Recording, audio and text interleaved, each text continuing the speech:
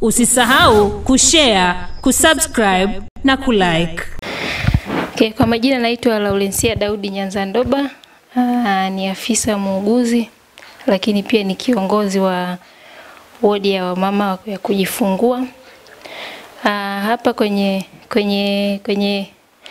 kitengo chetu cha wamama kujifungua, tunashughulika na wamama walioko kwenye uchungu, lakini pia wamama wenye changamoto wakati wa ujauzito, labda wanamwagika damu, wanamwagika maji, pia tunawapokea na kuwahudumia kwenye kitengo chetu.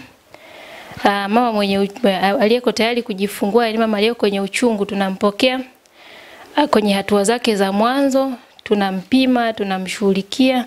Akisha kujifungua tunakaa naye saa 1 mpaka 2, lakini tunampeleka kwenye wodi ya kupumzika kama hata kuwa amepata changamoto wakati wa kujifungua.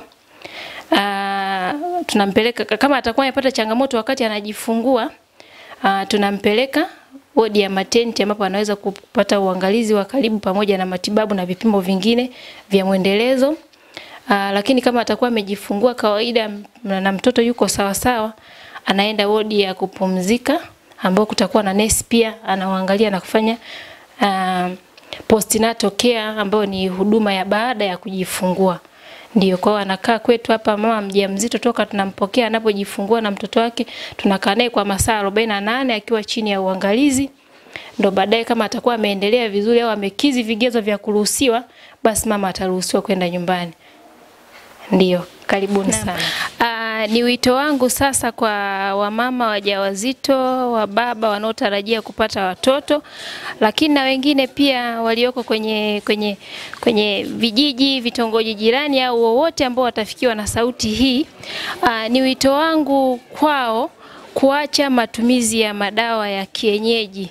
Yanakuwa na madhara makubwa kwa watoto, madhara makubwa kwa mama, wanapoteza watoto lakini wanachanika mifuko ya kizazi, lakini pia inaweza kupelekea kupoteza maisha kwa wamama. Ni wito wangu wamama waache kabisa imani potofu za matumizi ya madawa ya kienyeji. Lakini pia jambo jingine, na washauri waje kwa wakati, wasisubiri uchungu, wasisubiri wanapoelekea hatua za mwisho za kujifungua, lakini waje kwa wakati. Waje aidha uchungu ukiwa haujaanza kabisa, kwa sababu pamoja na wodi hii ya wazazi tukiwa na sehemu ya kupumzika, lakini pia tuna hostel kwa ajili ya wamama ngojea, wanaweza kuishi pale wakiwa wanasubiri uchungu, ambao ni eneo liko jirani na hospitali.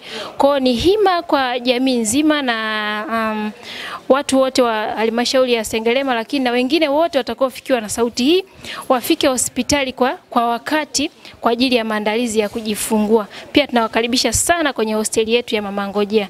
Asanteni na karibuni sana Sengerema hospitali. Usisahau kushare, kusubscribe na kulike.